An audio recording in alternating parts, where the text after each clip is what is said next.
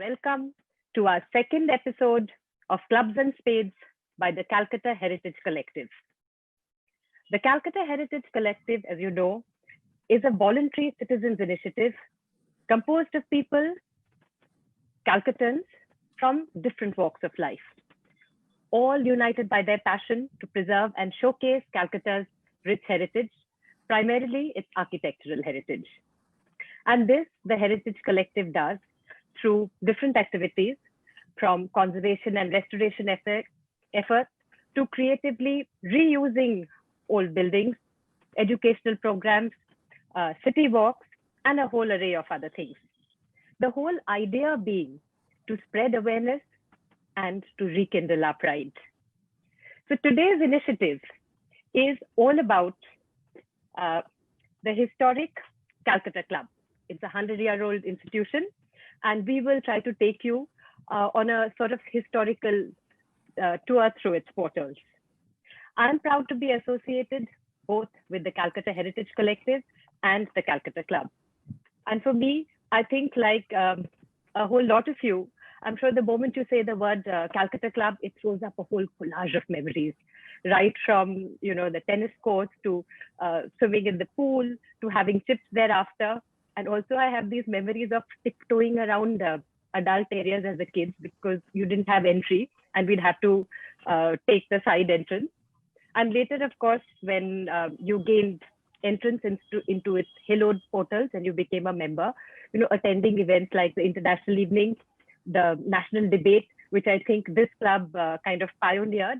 And they are also, I think, fixtures in many of our annual calendars. Even today, we really look forward to them. Well, as you know, our club started in 1907. But with Calcutta Club, just as important as its brick and mortar heritage are actually the very flesh and blood stories that are associated with this club. It is these stories, ladies and gentlemen, that give Calcutta Club a very unique spot in Calcutta's social fabric. So we have today two very esteemed members of our club here with us to take us through this historical tour. One of them is Mr. Raja Mukherjee. Hello. Yeah, who is a direct descendant of Sir R.N. Mukherjee, one of our founding members. He's a renowned expert on heritage issues. He's also an eminent Freemason and, of course, a repository of information and anecdotes on the Calcutta Club. We also have with us Mr. Pradeep Gupta, who's a well-known writer. Hello, Srila. Yeah. Hello, Pradeep. On business and economics, and he's authored several books. He is one of the founders of the Bengali Initiative and also, I believe, of the Calcutta Debating Circle.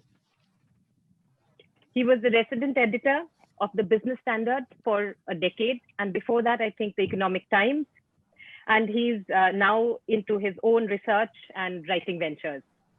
He too is a veritable history buff and one of those people who can regale us with many stories, interesting stories of the Calcutta Club. So welcome, gentlemen. And with that, I'd like to start the session. Yes, Mr. Mukherjee? Yes. Mr. Gupta? Okay. So let's start. Yeah. So may I start with actually putting the first question to Mr. Mukherjee? So because I was reading that there's a very interesting story about why Mr. R.N. Mukherjee, not you, kind of started the club. So if you could kind of share that story with us and also tell us about some of the more illustrious and eminent founding members who took that initiative with him. Yes, certainly. Well, even before that incident to which you referred to just now, Mrs. Mitra, regarding Sir Rajendranath, then Mr. Rajendranath Mukherjee, that was his not being able to access the Bengal Club on a dinner invitation by the then governor of Bengal. Because the Bengal Club was a whites-only club and he certainly didn't qualify in that direction. But even before that, there was talk in Calcutta circles of forming a club that would be for both English and Indian gentlemen. And to that end, there had been a series of meetings that started by the Lord Bishop of Calcutta. And those were called Union Club meetings, possibly because they started in the Unionist Chapel. That's the only connection I've been able to find. But those were confined to once a month dinner meetings in good weather, that kind of thing, where you passed resolution and a lot of goodwill was generated, but not much else. Thereafter, as of that time, there was also a series of meetings in the town hall, chaired by different people. Okay. And since the nationalist feeling was growing in those days, following the division of Bengal, thereafter, if you consider this incident, where Mr. Rajendranath, as he then was refused admission, well, what happened directly in the Bengal Club is very interesting. That he sent in a note to his host saying that he regrets that he will be unable to attend the dinner but must now return. And this note, when handed in to the acting governor, I mean, it got him all ballistic, as they now say, and he came running out. He actually broke all protocol and came running out and said, what on earth is going on? On which he was told, this is the governor of Bengal, he was told by the Bengal Club official, sorry, sir, Indians are not admitted. He said that you realize that this person is my guest. They said, be that as it may, the club rules are the club rules. He said, are there any rules in the club about eating our dinner outside the club? They were very nonplussed, and they said, no, we haven't heard. He said, well, the dinner must be shifted outside the club precincts. And it actually was. It actually was. And as you know, in those days, there was a great deal of, after dinner speeches, I mean, dinner was an event. The British had taken a meal and made it an event.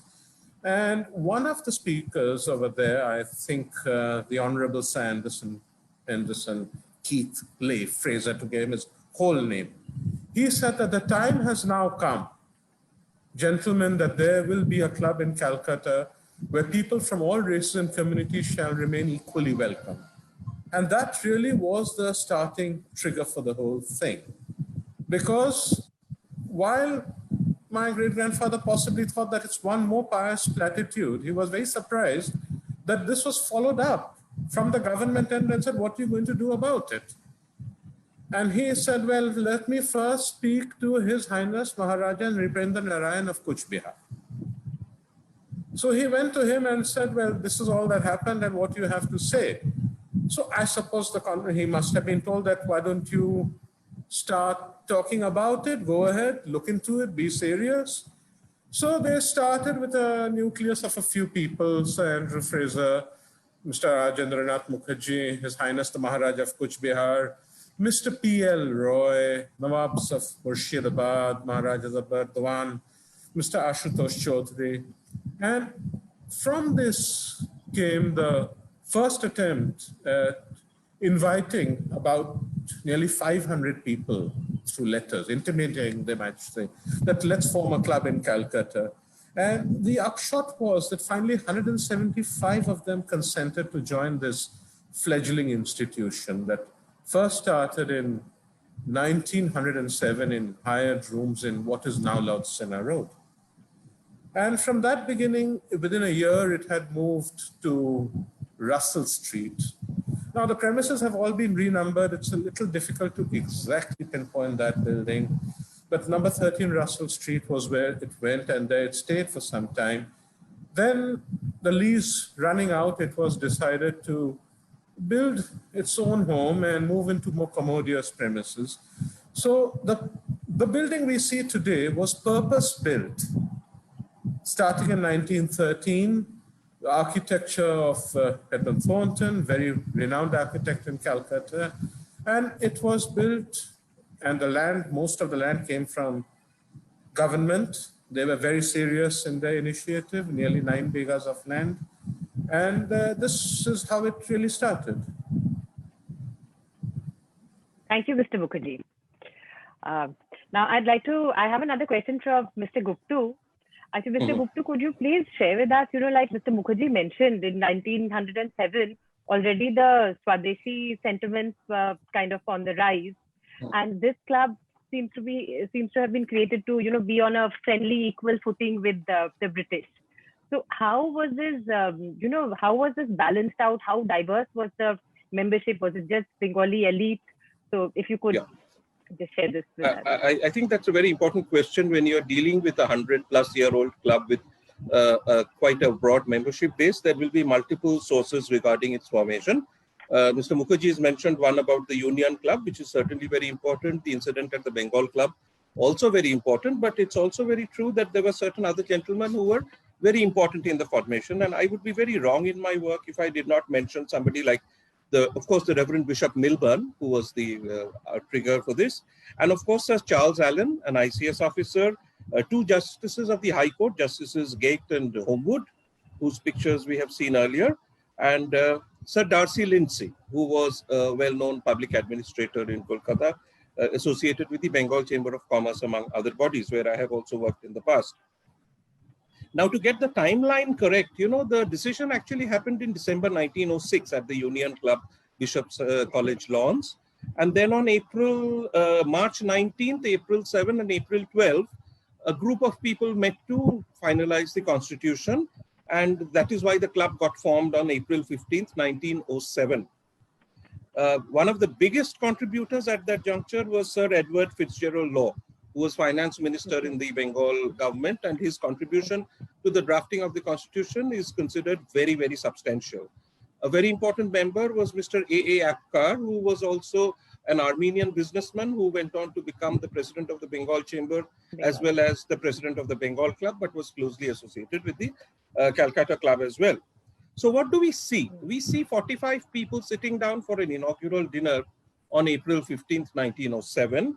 And this number quickly grows to over 200. Out of these 296 are Europeans in bureaucracy, in business, and various other government positions. And the balance are all Indians. And out of these Indians, I must say that there's a combination of landowners, businessmen, professionals, jurists, educationists, and government-related decision makers. And why are they all together? They are together because in 1905, the government had divided Bengal. There was a great hue and cry. There was a meeting at the town hall, a public protest meeting, led by, among other people, the Maharaja of Kasim Bazar, Mr. Bhupendranath Basu, and the others, where there was this cry that emerged that our relationship is one of dignity and not of subordination. So a relationship based on dignity and respect and not on subordination is, I think, the founding ethos of the Calcutta Club. That's why we have Europeans and Indians combined and working together. I must also make a particular mention of the fact that if you remember 1907, 1910, at that point of time, less than 1% of the graduates of Calcutta University, for example, which ran from all the way from Burma to Lahore, less than 1% used to be gentlemen belonging to the Islamic faith. However, at the formation of the Calcutta Club, we find that out of the 130 odd Indians, 27 of them were Muslim gentlemen. These included Nawabs, jurists, as I said, educationists, landowners, businessmen. So you find a situation where this motto of dignity and respect and not subordination is actually carried on. As a result, we have these cards in front of us, which is the committee of 1907 and 1908. And there is this unique quality that we see. Alternate years, it's an Indian and a European who's president. The committee comprises 22 members, 11 Indians, 11 Europeans. And these 22 members are going by rotation. And the president, as I said, alternates. The permanent features are the two secretaries, Mr. R.N. Mukherjee and Mr. Darcy Lindsay, both thereafter who we know them as Sir R.N. Mukherjee and Sir Lindsay. And so you have a unique institution. Also, I must conclude by saying, this is an institution that is unparalleled in British India at this point in time.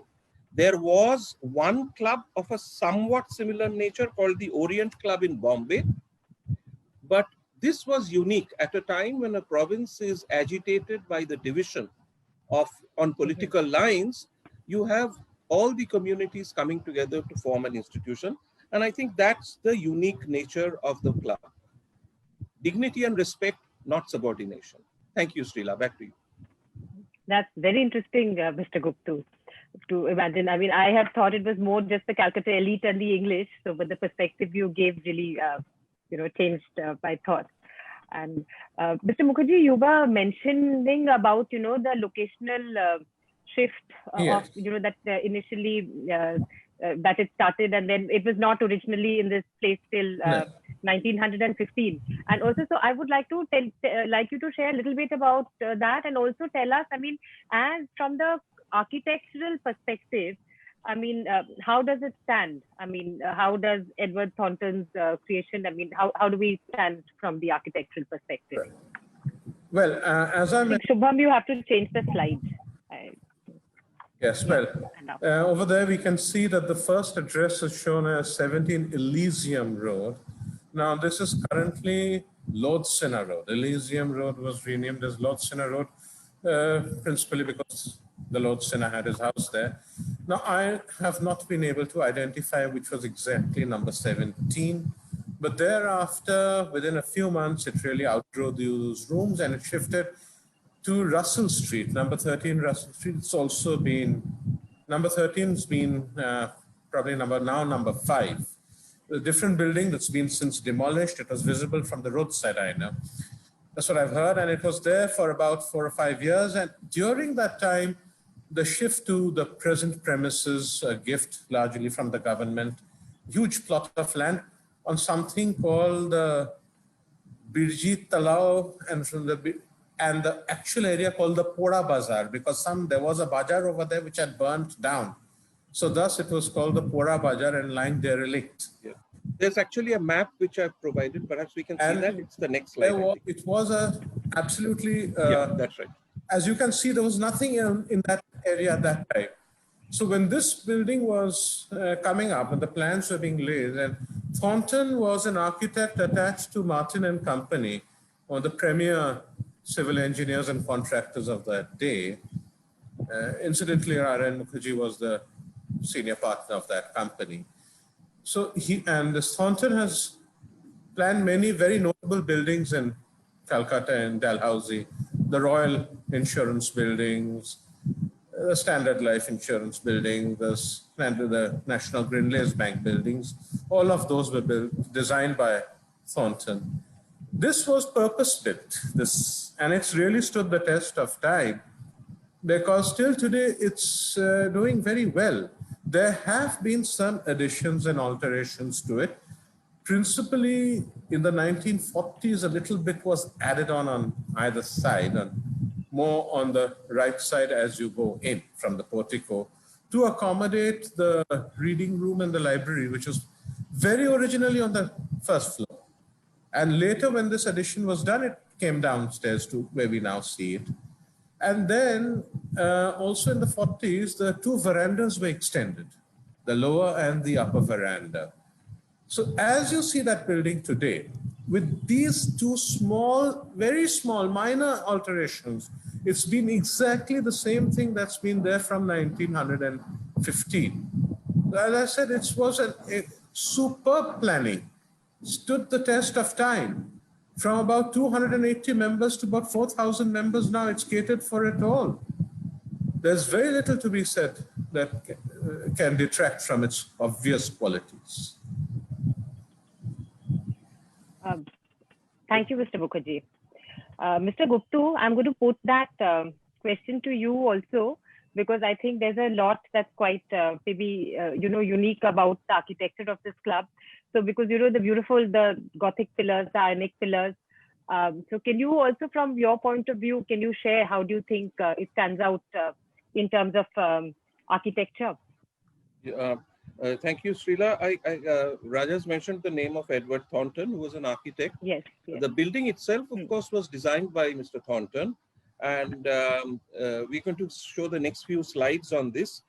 3 companies were involved in the supervision and the construction. These were Martin and Company, Mr. R.N. Mukherjee and Mr. Thornton being both associated with that, J.P. Norton and Sons, and James Spence and Company. It was not a reused or refitted building. If you noticed in the map, Birji Talao was a huge lake-like area in that part of Kolkata. And there was a clear view, St. Paul's Cathedral, Victoria Memorial, none of these existed at that point of time. So you had a clear view across the lawns almost to the walls of Fort William. And that was the Kolkata Maidan. So the building came up here. It was unique because it was purpose-built for public use. It was not meant for use refitted from an existing residential or any other building, unlike the premises at Elysium Road or on Russell Street.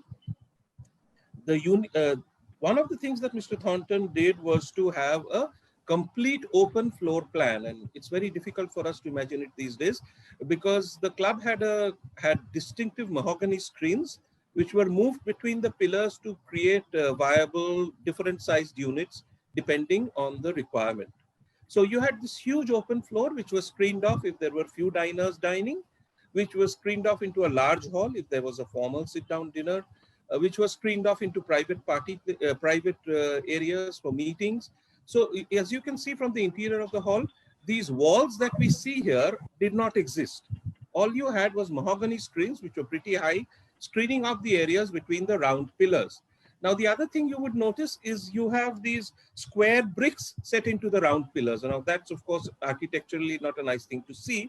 That's because the round pillars were not meant to be, the space between the pillars were not meant to be enclosed that way.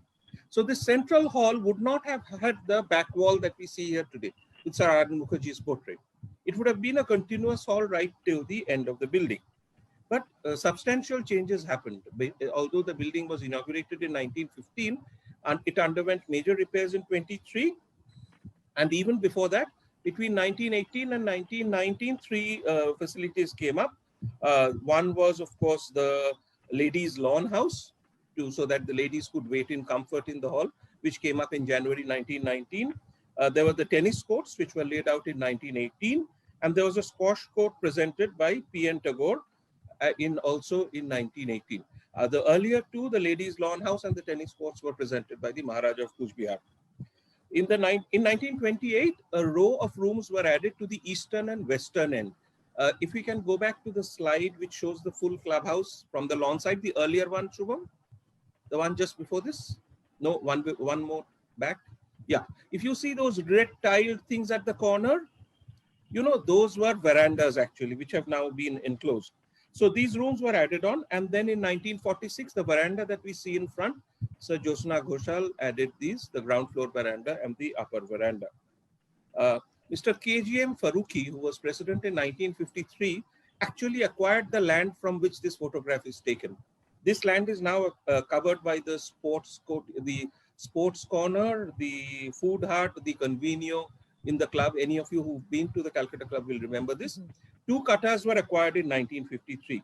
So we see a gradual expansion and progression of the club over the years, and a unique architectural features, a completely open colonnaded system with halls at 2 levels and not enclosed by anything other than mahogany screens. The 2 wings are clearly visible. The hexagon towers that you see, the building used to end there. The 2 halls at either end, the squarish structures at either end, were added a little later.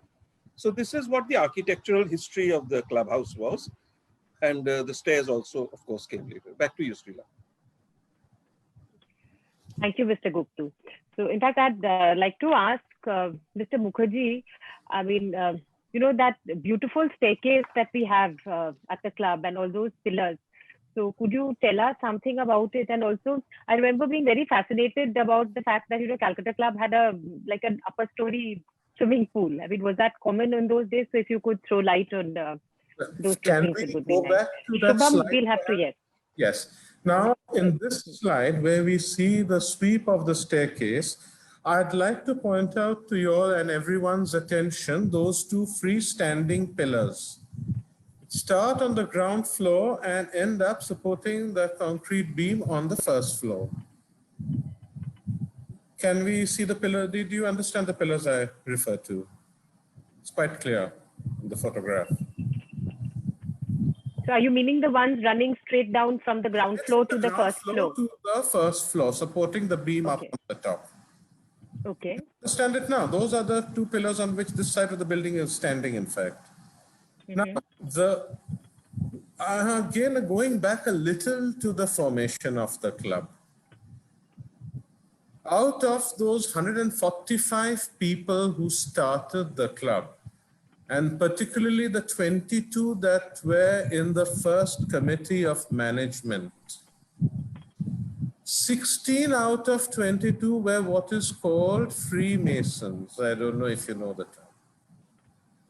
In Masonic lore and legend, the central pillars supporting a winding staircase is common, and you will find that in every purpose-built Masonic premises in the world. When this club started, this too was a winding staircase between those two sets of pillars. Later on, because the usage of that staircase was growing, there was no lift in those days, remember, and the upstairs was possibly used a lot more. This staircase, for reasons of structural stability, was shifted to an anchor to the wall as we now see it.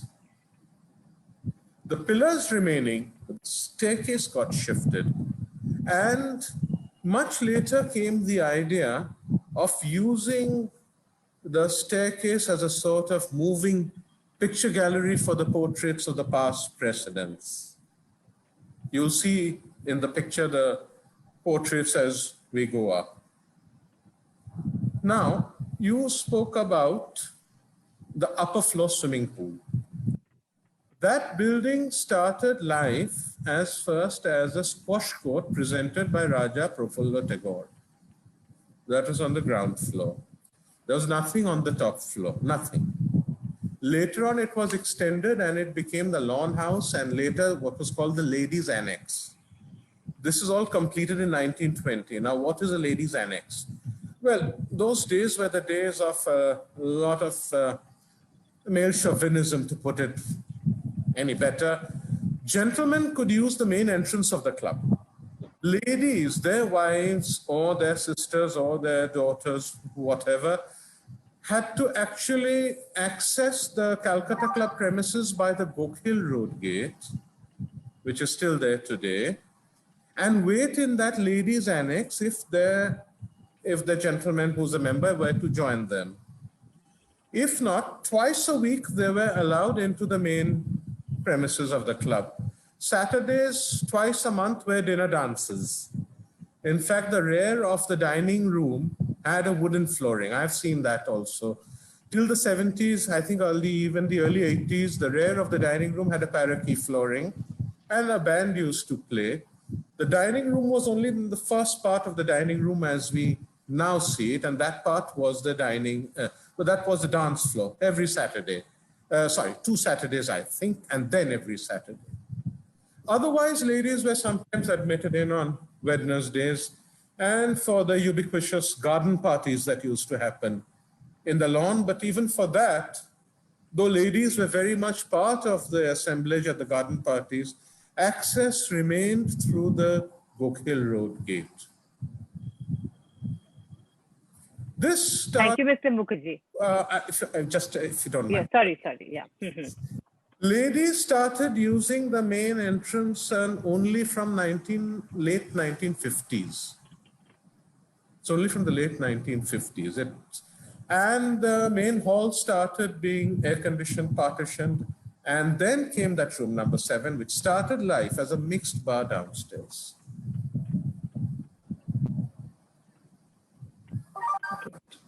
Thank you so much, Mr. Mukherjee. Mr. Gupta, would you also tell us a little bit about, since ours is a kind of heritage collective, could you also tell us a little bit about, the pillars and the staircase, your version of it, because I know this is also your area of interest. And another addition I'd like to ask of you is, when air conditioning came into the city, so how did it kind of impact the club? Was it at the same time? So what were the changes that happened? And so if you could elaborate a little bit on that. Yeah.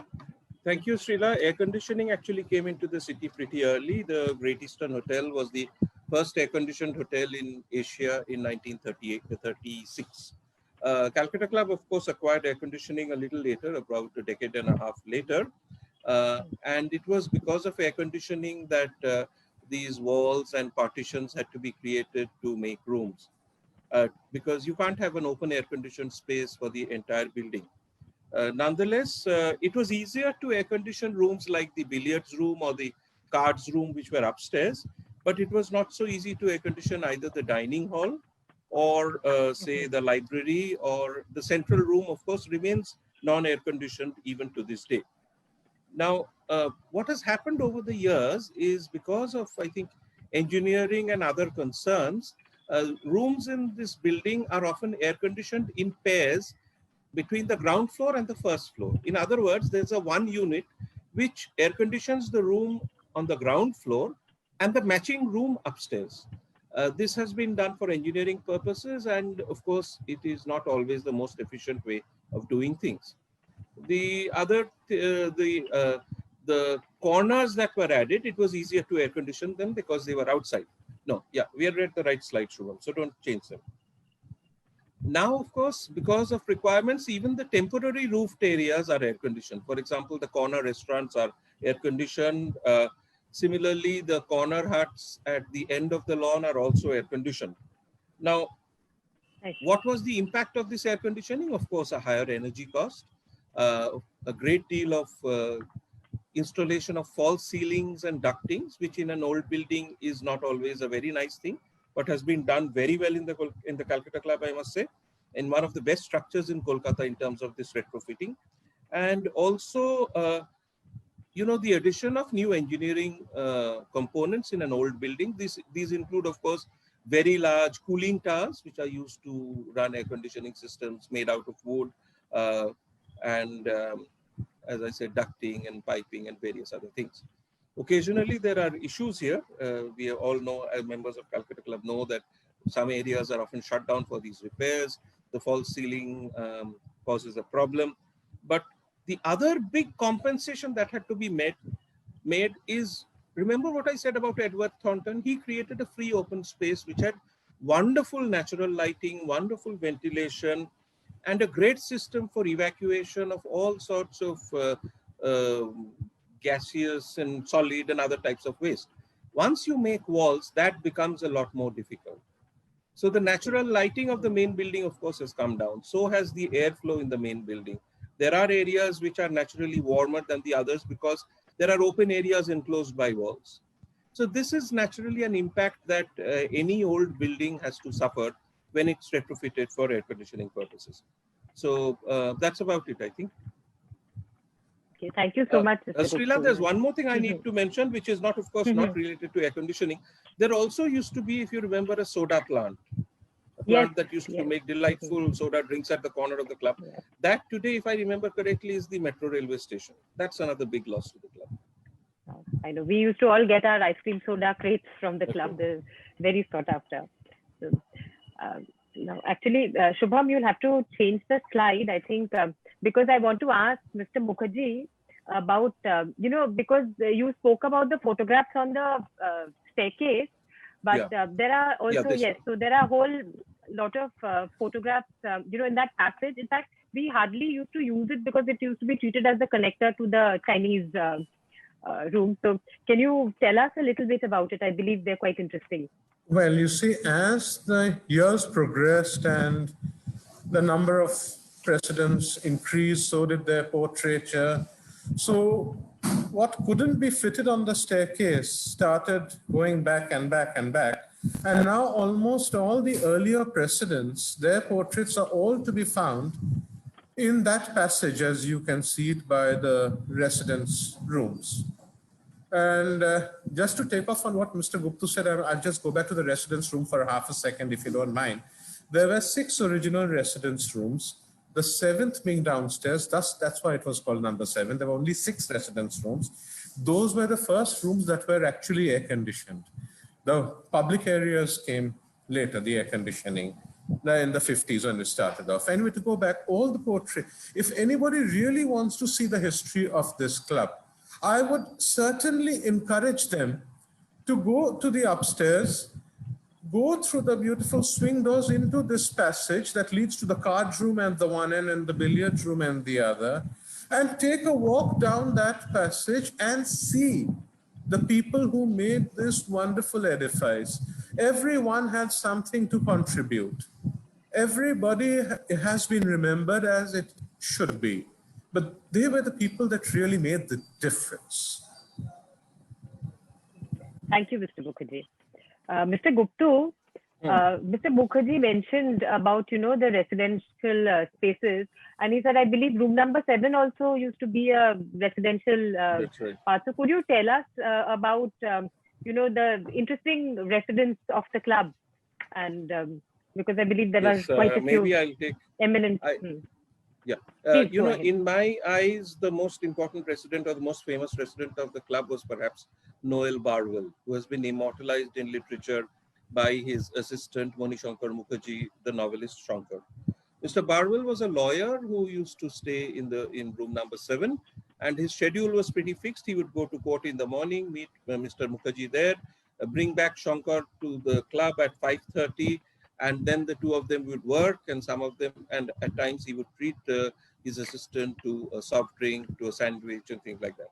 He's been immortalized. Anybody who's read Bengali literature, and of course the recent excellent translations on this, will know about Noel Barwell. I wish we could have shown a photograph of him here.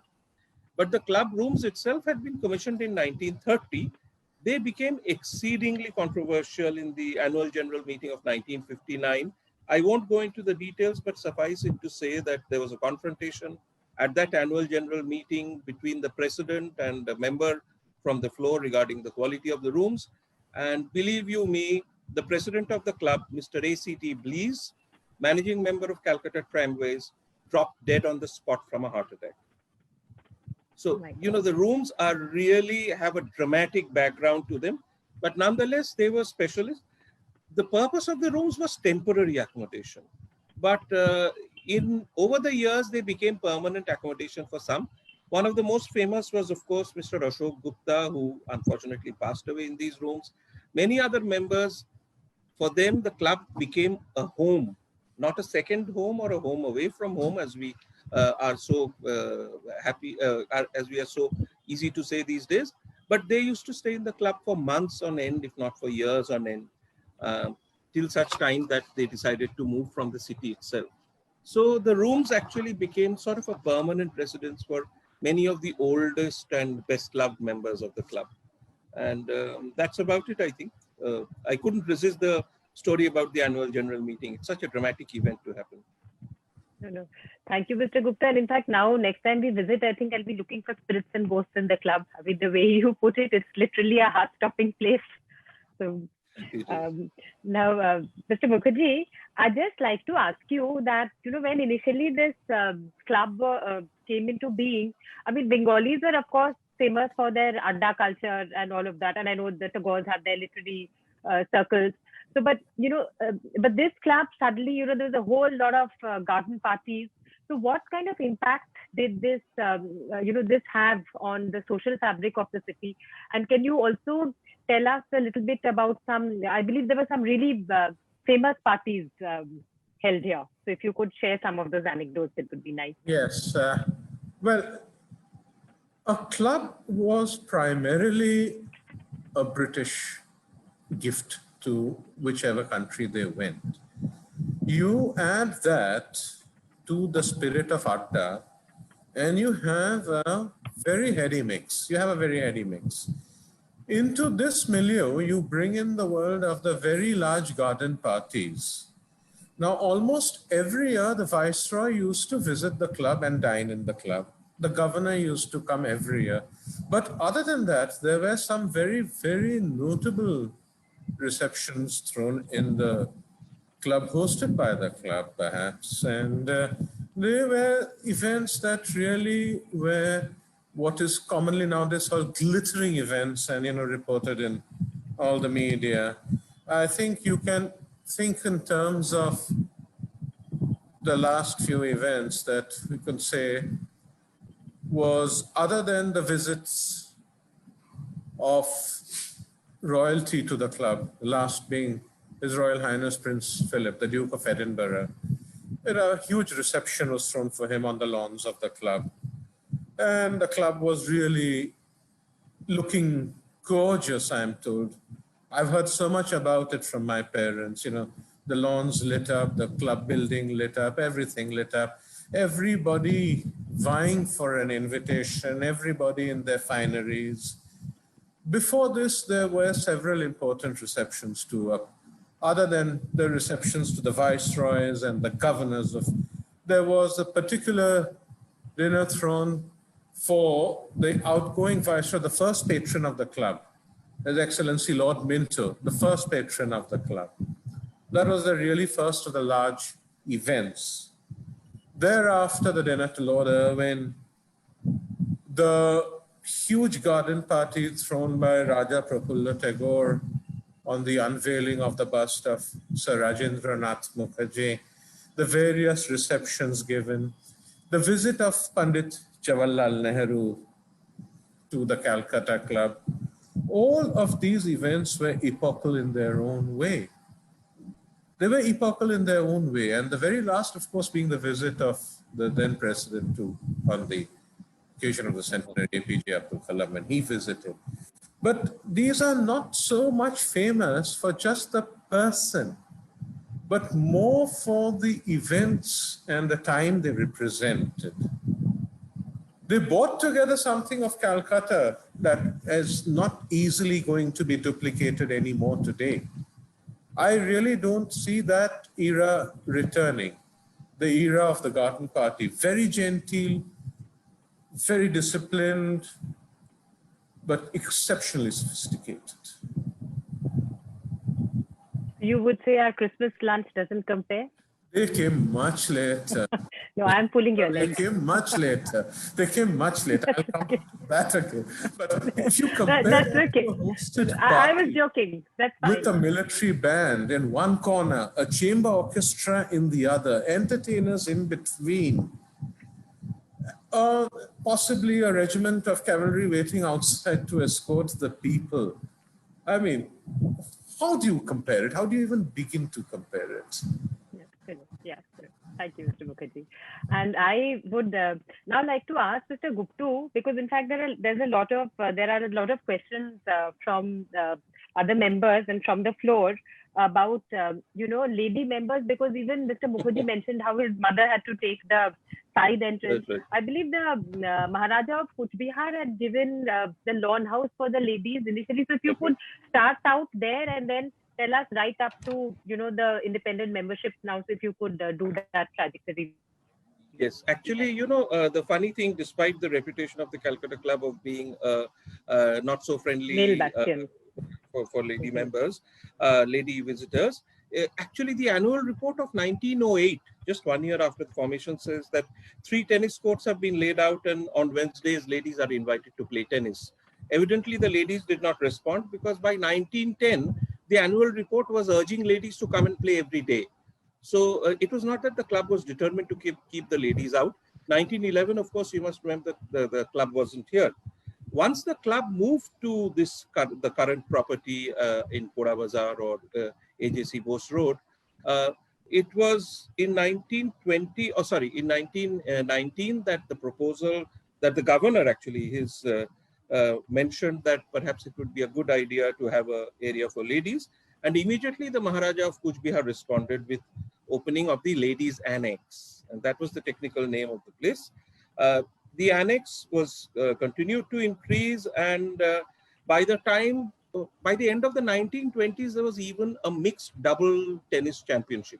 I think this photograph, I particularly selected this photograph because this must be from that era, where you have a mixed doubles tennis team playing, and you can see the 3 couples who are there. I have no idea where the 4th couple is. Even if they were playing the semi-finals, you needed a 4th. You can't have 3 people at a side. So this was happening as early as the end 1920s. In addition, there's this institution, a very famous and respected institution, the National Indian Association, the Women's Branch. And I think we must mention this because as early back as 1921, we have the statesman recording that the Countess of Reading, one of the best known visitors from Great Britain, and the Federation of Indian Women, which included British, as also ladies from Great Britain, America, colonial units like Australia and New Zealand, launched at the guest room of the Calcutta Club. 49 members were present, and this led to the formation of what is today abbreviated as the NIA. One of the leading lights of the NIA was Sir R.N. Mukherjee's wife. Raja, if I'm right, her name was Lady Jadumoti. Lady Jadumoti Mukherjee. Lady Jadumoti Mukherjee. Yes, she was one of the leading lights. So, you know, this so-called allegation of not being very welcoming to lady members is only that, just an allegation which is completely false. So between the sports events, the other associations and parties, the ladies gatherings that were held on the lawn, I think overall we have a pretty positive track record. I'm happy to defend my club. Thank you. Mr. Gupta, except for I'm not attacking it. I want us all to be better. No, I was just joking. I'm just pulling your leg this time. Yeah. So, Mr. Mukherjee, because I believe Mr. Gupta said he's a teetotaler and he doesn't want to get into this conversation, but I have to ask you about and he just said ladies are welcome everywhere. So what about the men's bar? I mean, that is still your stronghold and you're zealously guarding it. No, heaven forbid, heaven forbid, heaven forbid. Now, listen, when we start in 1907, 1913, 1915, we must remember that it was only gentlemen who were members of the club, right? They were the only sex meeting in that club. And the whole of the upstairs, that what's now called the Hall of Fame, the central portion, the upper lounge as it's sometimes, upper lobby as it's sometimes wrongly referred to, all of it was a place where food, drinks, tea, everything was served. That veranda was just that little bit outside that upper lobby where you have the marble flooring. And then the open air portion was what was the extension done by Sir Jyotsna Ghoshal, with the downstairs of which is called Joe's Folly. So to go back to the men's bar, now the whole of the upstairs is open, right? There's no divisions. The entire thing is open and food's being served, drinks are being served, and one side is a massive reading room kind of thing, because the newspapers were kept, the periodicals were kept. You could bring in a book from the library and sit down and read it, or you could just pass the time of the day with any fellow member. It's when air conditioning happened, starting from the late 1950s, I think, that a portion of that upstairs was carved off and made into what's called the men's bar, as you can see from that lettering above those frosted glass panes. So that's really the beginning of how it was simply called the men's bar, because you've cut off the main portion, you've got this little side annex, and you're calling it a bar. So, and since there's only gentlemen, and it was called the men's bar, I think they could really not have named it. Simply upstairs bar would have been probably more practical. But yes, in this bar was allowed only gentlemen. Ladies were allowed on 3 or 4 days in the year. You know, things like New Year's Eve and what was it? There were 4 days in the year, my mother told me. I'm forgetting those 4 days. I think New Year's Eve was one. Independence Eve was one. Republic Eve, 4 days a year, ladies were allowed into this bar. Till today, however, it remains as a bastion for men. However, very soon the tables were turned, because at the other end of that huge upstairs came another alcoved off position in the 70s that was called the Royal Kuch Bihar Lounge. And that was a mixed bar where ladies were welcome, and in fact, ladies take prominence. So here we have a very interesting thing. On the one side, a segregated area called the men's bar. The other part of the landing is the ladies' bar. The ladies are more magnanimous, so we have allowed the men in with us. That's right, Srila. Yeah. I must okay. I so must that's take fine. this point up next time I go there. I will take this point up. Yeah. Okay. Actually, now can I come down to, because I have a lot of questions from the floor. So I'm going to Yeah. ask Mr. Gupta something a little bit political, because, again, with the Englishmen out there, so I'm taking you back to about, I think 1943 when the Bengal famine happened. And Yes, maybe that's right. because I've heard that, Stephens, I mean, I think he was the editor That's of right. the Ian Statesman at Stephens. that. So, but what I'm going to ask you about is little, when the Bengal famine happened. So obviously the English must have been caught on the back foot. So here, at the club, how did things pan out? Yeah, yeah. It's very interesting. Ian Stephens was having a drink, I'm told, at the club when he overheard the members, Indian members, talking about the very visible signs of famine in the countryside and on the outskirts of the city. Now, this was totally at variance with the government account because the harvest had been a good one and there was no reason for a famine. So Mr. Stephens, being of an inquiring sort, found out, spoke to these members and then went and found out, to his utter horror, that the government had mandated the purchase of almost all of the food grain that was being grown, as a result of which there was a man-made famine that was happening. Yes. Food grains had simply vanished because the British Indian Army was picking it up at all the village mandis and taking it away. So this had led to a massive, massive meltdown. Millions of people died. I mean, by any account, the loss to the agricultural community in terms of lives is something horrific, something we cannot even imagine at this juncture. Now, of course, the fallout was immense. The government spent much of its time trying to defend itself and to say that they were not aware of what was happening. There was a lot of, but it was also, the Second World War was on in 1943. Extenuating circumstances were brought into play, and this, a great effort was made to cover it up. It's only recently that we've had a great deal of scholarship. Calcutta Club's contribution was extraordinary.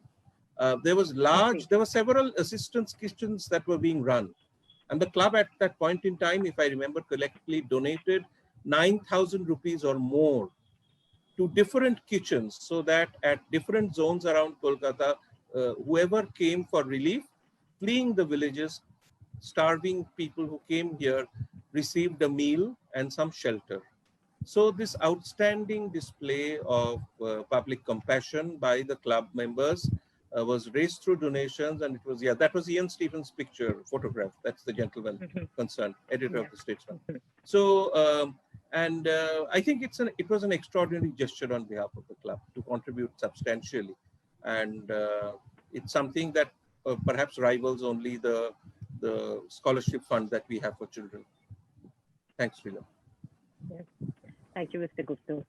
Mr. Mukherjee, I'd like to ask you, because I read somewhere that apparently Satyajit Ray, he was a member, and apparently his Shatranj Ki Khilari was inspired by Premchand's book that he picked up from the Calcutta Club library. So can you share some, can you tell us a little bit about the library and some library stories maybe? I personally believe that the Calcutta Club library is second perhaps only to the Bengal Club library. In terms of greater number of books, it's probably bigger, probably larger, much more varied. And over here, the difference between this club and many other clubs is that we also keep books in the vernacular, and even translations from the vernacular are also kept in this club. Apparently, Mr. Satyajit Ray is supposed to have come across a translation of Munshi Premchand's immortal novel on the transition and out. And from there came the gem of this idea that led to his magnum opus, Shatranj Ki Khilari. I will not, of course, try to simplify and say that's where it all came from, but let's say that's where the seed was sown that later led to that magnificent movie. From this slide, we can see what's called the Neeraj Chaudhary corner of the reading room. As I mentioned a little earlier, the reading room and the main library were a little different. They were disparate in the first floor and ground floor. Later, everything came down to the ground floor. And the reading room became more and more popular as days went by. And if you've heard of the famous author called Neeraj Chaudhary, who migrated to England somewhere in the late 40s and stayed there, He had this huge library. His trustees, I'm told, decided that the Calcutta Club library and reading room are the best place where it is to be displayed, in spite of the fact that Mr. Neeraj Chaudhary was not a member of the Calcutta Club. But it shows Quite disdainful of the. it He was shows quite disdainful of the club culture, I believe. he was disdainful of very many things over here.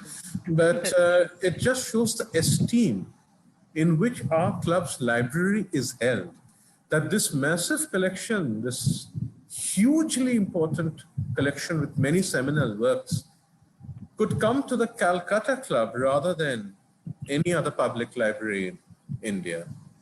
I think a little while ago we showed the library card of Satyajit Ray. Shubham, if we could kindly just, yeah. That is the card that every member who wishes to borrow books from the library must have. This is Satyajit Ray's card. It's still kept as a visible memento of his one-time use of the library of the club. Thank you, Mr. Mukherjee. And I would now like to ask Mr. I'd like to. Every year, please go ahead. Sorry. a number of periodicals are still sold, auctioned by the club, and some books. Anybody who's ever looking for true bargain basement rates in books and novels is well advised to find out when the club is having its next library sale. It's literally a culling of books, but I have picked up personally books which I couldn't have dreamt of purchasing for the magnificent sum of rupees 30 each. Wow. I'd really advise people to keep in touch with the library. Yeah. Okay. Thank you. Thank you. Now I'm going to ask Mr. Gupta, because I have a whole lot of Indian political questions from the floor, from Ms. Onjila Dutt, but I'm just kind of clubbing them together because of the time factor. So did Gandhi actually ever visit the club? Then I'd like to know a little bit about so since we were forging a bond with the British, post 47, how did things pan out? And there's another question about Nehru's visit, to which I'd like to also add that I've read that the president apparently didn't receive Pandit Nehru well because of a dress code issue. So I'm putting all the political sort of parts to you, so you answer it as you will. Yeah. Thank you, Srila. You've actually thrown a hand grenade, a Bofors artillery piece, and a fighter jet into the bargain into one question. No, if I were to state the history of this club in 3 photographs, the first photograph is missing. We have a note of Kiran Shankar Rai in which he says that he had earlier met Mr. Nehru and Mr. Gandhi and Mr. Patel, Vallabhbhai Patel somewhere, and then they met again for tea at the Calcutta Club. That visit of Mahatma Gandhi to the club is actually neither recorded photograph in terms of a photograph or in terms of any other visual. But Kiran Shankar Rai, as we know, is a great nationalist leader, and he says that he has hosted Mahatma Gandhi in the club for tea before proceeding to one of the meetings. So that's Gandhiji's visit. Unfortunately, we don't have a picture. The second visit is that of Nehru. Now, there is the troublesome piece. Dress code in Calcutta Club is sometimes felt to be unreasonable. For members, we members know what is the dress code in Calcutta Club. For visitors, it can often turn out to be a bit of a bugbear. I think that is what happened in the case of Mr. Nehru when he visited the club in his usual dress, the prime ministerial garment. He was unfortunately not received by the president because he did not comply. And the third photograph, which we don't have, but I'd still mention it, just one line, President APJ Abdul Kalam's visit to the club to set up the scholarship fund. He's one of the men I greatly respect from modern Indian political spectrum. He visited the club, and that would actually sum up the history of the club in 3 pictures. What we have here are the committee cards of the independence years, 1945-46, and then 46-47, 47-48, and 48-49. If we can see that when it came to at the year of inauguration, it was Sir B.P. Singh Roy, if I remember correctly, who hoisted the club flag when India became independent. That's the third card that we see. However, the basic ethos of the club, equality and dignity, not subordination, continued. So till 1975, the system of having in alternate years an Indian president and a European president, and to have an adequately large number of Europeans serving on the committee of the club continued. In fact, the last foreign-born committee member, Mr. Mukherjee will correct me, Raja, wasn't it Mr. Silverstone? Mr. Harry Silverstone? Yes, the last committee member was Harry Silverstone, who was there till the early 90s. Early 90s, yeah. The last Englishman who served as president was Jeff Twining in the year 1975. That's 1975. 75. By that time, the 11-11 had come down to 11 and 3. That's right. If I remember, so that's why I mentioned the 11 earlier. 11 and 11, 22 member committee had now come down to 11 and 3. 11 Indians and only 3 foreign-born. So Harry Silverstone, Mr. Black, and I forget the third name. Mr. Dykes, I think. There was a Mr. I can't remember. One of the last. I can't remember, but Harry Silverstone it's a unique and Black, certainly. Yeah, that's right. Okay, so that's about it. I think, you know, to continue this tradition and to hold on to it for so many years after independence, more than 3 decades after independence, shows an independence of spirit on the part of the club, which I think should be respected. Thanks. Before we come to more modern you want me to times, comment on the pictures, Srila? This is I would love to. I was going to ask you because I was going to ask you about the historical dining. Also, you I think have a very no, I just selected these 2 pictures because they are very interesting. On the left, we have the Aga Khan being hosted in a private party by Mr. Dosani, Mr. KG Dosani. And on the right is, I think, the Maharaj Udaychat Mehtab of Burdwan on the extreme right of the picture of the Aga Khan photograph. So here you see a representation of cosmopolitanism in the best Indian tradition that you have here. The photograph on the right is equally historic. That's Mr. G.D. Birla hosting the managing director of General Motors, Mr. Roche and Mrs. Roche, and various other gentlemen and ladies from Kolkata's corporate circles. Mind you, this is at a time when this is taken in the 1950s. I should think the late 1950s, at a time when ladies dining in public was not such a common sight. So this is a really 2 extraordinary photographs which we fished out from our archives, and I wanted everybody to see these photographs. So that's about it. I'd like to just, the Aga Khan was a member of the club, though. That's right, Raja. The Aga Khan was a member of the club. This reception was given to him by Khan Bahadur Dosani, but he was a member of the club. Actually, before we come to the modern parts, I have a very interesting point made by Mr. Pradeep Bhattacharya, which whoever wants to comment on it. He says, are you familiar with the emblem of the Calcutta Club? Because he says it has a rose and a lotus, and he's talking about the significance. Maybe Mr. Gupta or whoever one of you could. The intermingling of the cultures. That's all there is. Yes. The English rose, the War of the Roses. The intermingling of the cultures with camaraderie. Camaraderie between the cultures, the double C.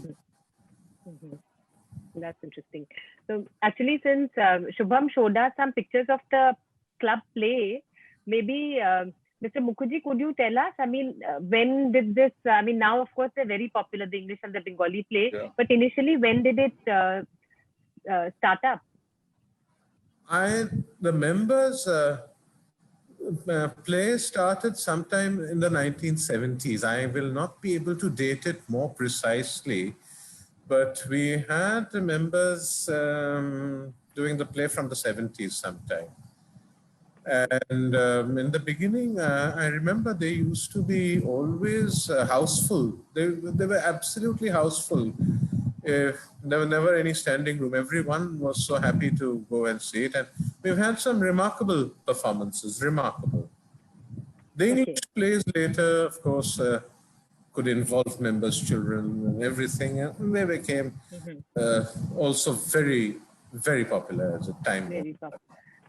And what about the International Evening and the Bakery Carnival? When did they start? They're still landmark events. Yes, of course. A very interesting experiment was the International Evening. It started in 1979, and the idea was to call upon the various consular corps people in Calcutta.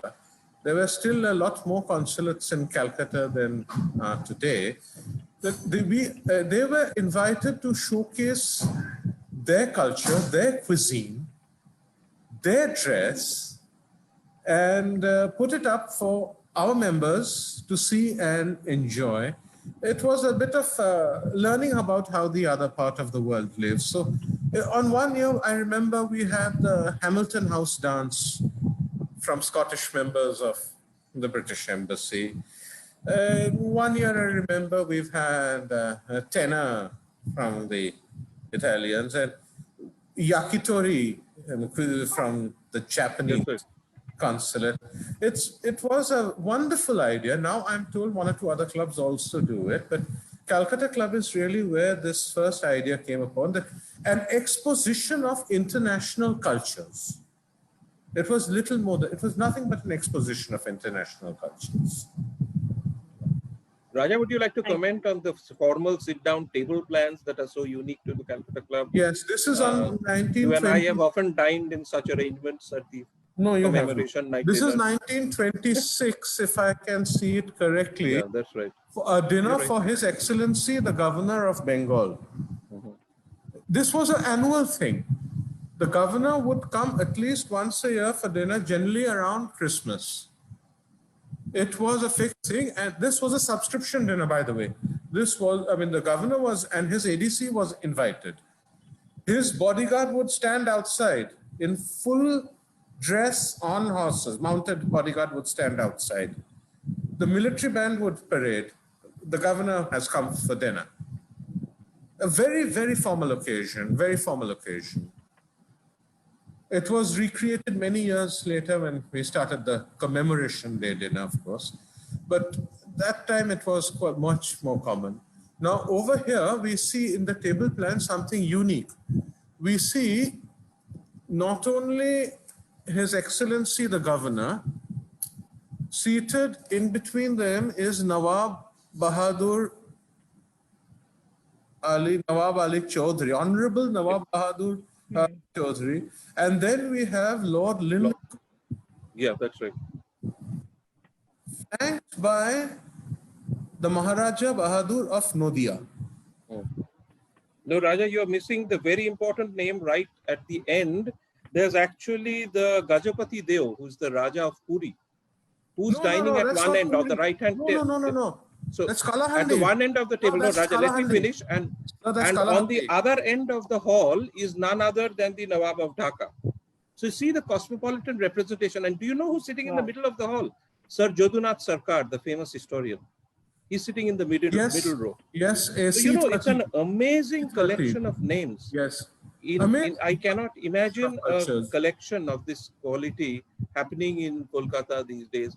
You have Rajas, Maharajas, professors, vice chancellors, viceroys, the governor of the state, everybody dining together. So now in the spirit of debate, because I think Mr. Gupta and Mr. Mukherjee were debating a little bit there. So would you like to comment on when, also because you had slides on the, great musicians. So would you like to, when we have had, of course, a lot of greats stepping into the club. So any comments on these events or when the national debate started? Yes. Or your thoughts? It's been very interesting. I think that national debates, and that's what I'm sort of involved in various capacities. The various debates that are held in the Calcutta Club are held there because our membership has this great spirit of attending debates, listening to debates, and very often participating in the voting in these debates. I think it's unique for a club that has a reputation for its bars, for its sports activities, and various other. Debating any sort of discourse is extremely popular in the club. So the national debates actually started a little later. The musical programs, from what I could make out from the printed history of the club, started off with the Jubilee years, when the club decided to celebrate 50 years of its existence, and then to celebrate the 60th year of its existence, and then the 75th year, and then the centenary. That's when we started having this tradition of having musical programs by, great musicians. and some of the best in the world have performed on the club lawns. It's a unique experience, from Pandit Ravi Shankar to Ali Akbar ji and Ali to, Akbar, everybody. I mean, if you just see the photographs, there's hardly a name. There's of course some gentlemen who you may not agree with. For example, on the right, there's a politician from a neighboring state who's not so popular these days, and then there's somebody. So no names, but in any debate, you need to have everybody. So I remember a very memorable debate a couple of years ago when we had Kanhaiya Kumar sparring with Baba Ramdev. Calcutta Club was also, for the first time ever, hosted the debate between the universities of Cambridge and Oxford. They had never debated against each other outside of England. And the first debate that they had against each other outside of England was held on the Calcutta Club lawns. So, it's been a great tradition of debates, national and international, professional debaters, as well as student debaters, and also the musical heritage. But I will take a moment also to mention that the library itself has a great tradition of organizing talks. We've had great library talks, and if I were to mention only one that was really exceptional, it was the speech delivered as part of a library talk by Manishankar Mukherjee, the novelist Shankar, who I greatly respect, on his experience of the Calcutta Club. Mr. Mukherjee is actually a member of the club, Manishankar Babu, but he was also, before he became a member of the club, he was Noel Barwell's clerk. And he remembered his days with Mr. Barwell in Calcutta Club. So he said, even before I became a member, I was a part of Calcutta Club because I used to come here every day. An absolutely spellbinding, touching lecture by Manishankar Mukherjee on Noel Barwell and what the club was at the time when people like Mr. Barwell still practiced in Calcutta High Court. People like Mr. Barwell still graced Kolkata society and provided such a beautiful cosmopolitan ambience to the city's culture. So I think that would be my most impressive, memorable library talk. Thank you, Mr. Gupta. And Mr. Mukherjee, would you also, would you have an anecdote to share which you would call your most memorable, or any other interesting anecdote? I think Mr. Gupta summed it very well, and he used a very interesting word, is the cosmopolitan character. Above all, Calcutta Club really stood for that cosmopolitan intermingling of cultures. And I think it provided this perfect foil, this perfect background that enabled it to happen. And it's still, I think, one of the better places. Yeah. But I must request Mr. Mukherjee to tell us the anecdote of Sir Jyotsna Ghoshal, him and the anglers. I think that's an anecdote worth repeating. Wait, I'll come. Just take half a minute to it, Raja. You see, in those days, there used to be more, should we say, staida, older set of members who'd be mostly frequenting the upstairs portion. And there was the wilder set of members who were more into sport and slightly more louder. They would be more seen in the downstairs. Well, one day it so happened that this younger lot of members came back from one of their fishing and hunting exploits, extremely thrilled with the day's catch, and proudly showing off a huge katla much which they had caught. It was solid 15, 20 kilo jobs, and saying everybody wants to see it.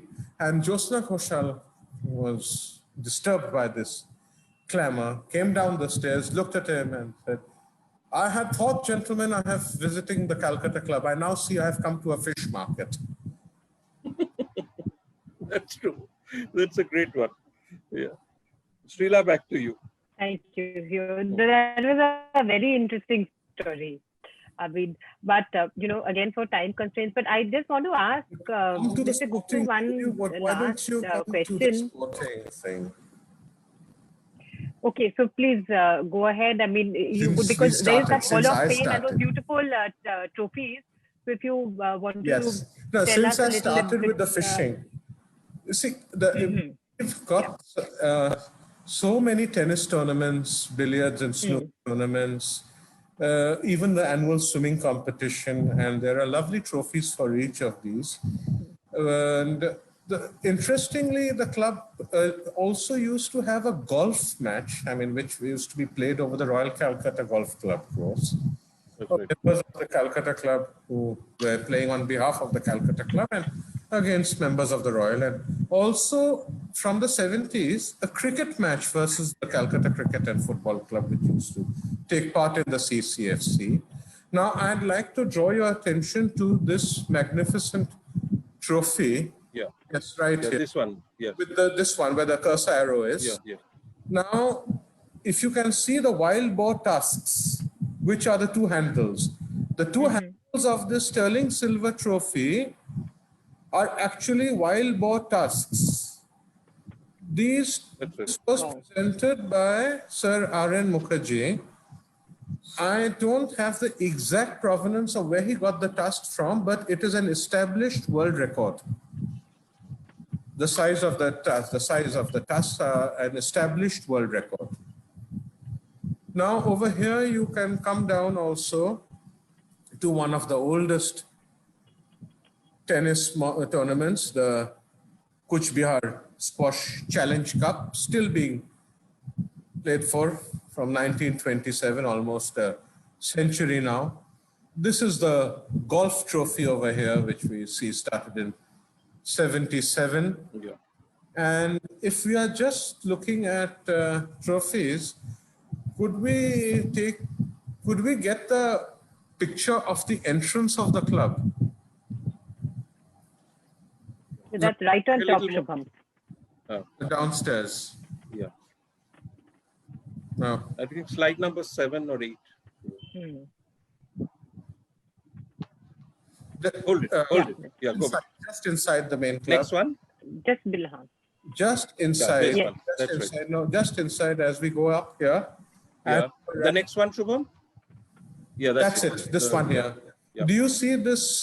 These horns, the bison horns. This again is a world record here. Again, there's no provenance on how exactly and who presented it. These are the two trophies we have. Of course, nowadays all this is unfashionable and politically incorrect, but we still have it, and that's where it is, still being maintained. But the club has a glorious sporting tradition, and I'm glad to say it continues. And now we even have a gymnasium, for members to keep fit, we even have a gymnasium where they can come. The swimming pool is well patronized. And if we go to the billiard room, did you know that a number of world champions have been members of the Calcutta Club and have played on those tables? Chandra Hirji, Manoj Kothari, and long ago, we had a match, many years ago, we had a billiards association in which a world championship exhibition match was played in the 1950s. That's the beautiful silver trophy donated, the Chandra Hirji Memorial Trophy of 1990. Wow. Thank you, Mr. Mukherjee. Actually, one doesn't really, associate Calcutta Club with sports. No, one doesn't. But, so it's wonderful that you brought out. It's got a glorious sport. And quite an amazing sporting tradition also. So that's wonderful. And now Manoj Kothari and his son, both world champions, both using the club billiard room. Okay. So now we have to though I'd like to, there's a lot of other questions, but we have to come to a close because of time constraints. So I'd like to ask Mr. Gupta that, this very beautiful old traditional structure, what about environmental and ecological compliance issues? How are we dealing with them? Yeah. Thank you, Srila. I think that this is something that's very important, particularly to the younger generation of members and to our children in particular who are very focused on this.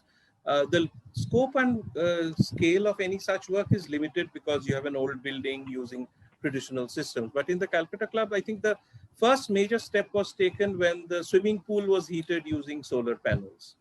That was, I think, a wonderful gesture, a wonderful decision on part of a club to have a solar heated swimming pool. And this has been followed up in recent years by a rainwater harvesting system, which is quite remarkable for a club of this size, by solar panels which generate electricity. And I'm told that they generate electricity quite successfully. right through this year, ever since they were commissioned. And finally, the ultra-modern kitchen and everything else that has gone into the club to bring down its consumption of energy. Because of legislation, the club has also invested substantially in waste treatment plants. It's an invisible part of the club, but a very important part of the club. A club that has thousands of members generates a lot of liquid and solid and food-related and non-food waste. And there's a comprehensive, well-engineered plant which is being commissioned, so that the club attains, not only complies, but actually improves on the existing legislative standards of waste treatment and discharge. So for a heritage structure, for a heritage institution to attain these landmarks is really remarkable. I mean, think of any 100 plus year old institution. I think there would be very, very few in India which would comply with these environmental regulations and actually do better in terms of rainwater harvesting, in terms of solar power generation. These were essentially outside the box solutions, out of the box solutions, which were implemented in the club. So I'm very proud that we've done this. And of course, as I said, the proudest because to have a solar heated swimming pool is a remarkable achievement in a city like Kolkata. And that was quite a few years ago. Yeah, that was decades ago. Not a very recent thing. I think we thought of it well before legislation asked for us to conserve energy. So that's about it, Srila. Yeah. No, thank you, Mr. Gupta.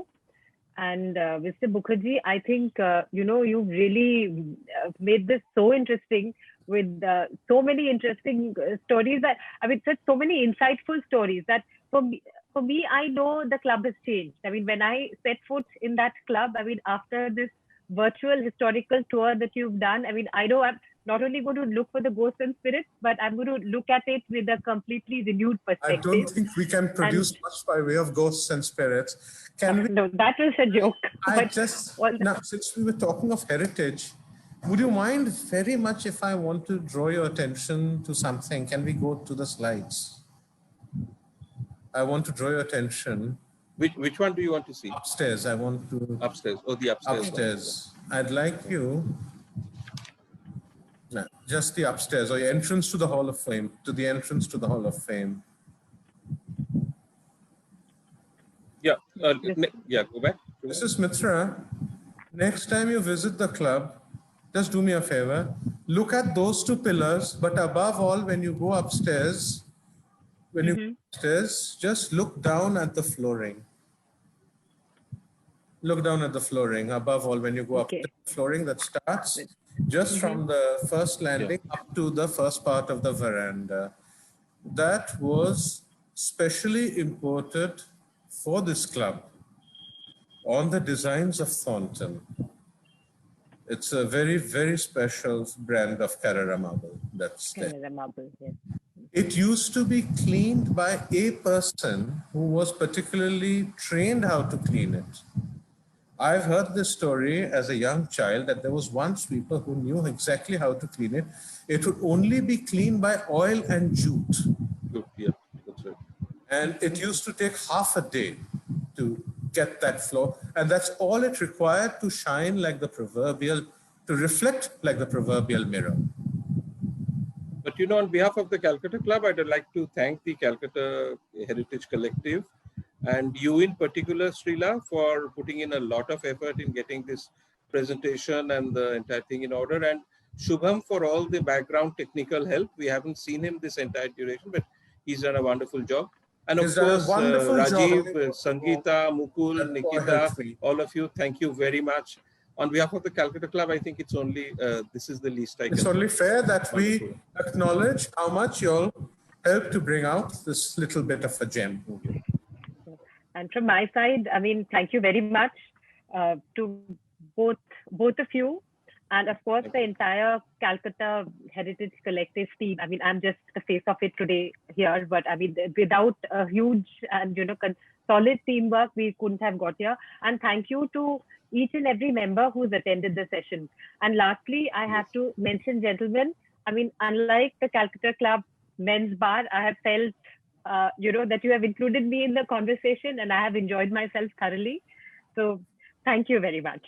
We've been friendly since 1908. You know, it's all We an have allegation with no always- basis whatsoever. We've always welcomed the fair sex, always. Okay. Okay. Right. So I've Thank you. absolutely enjoyed moderating, and with that, I'll wish everybody good evening. A very And good thank you evening. and goodbye. once again. Very good Yeah. evening. Goodbye. Yeah. Good night.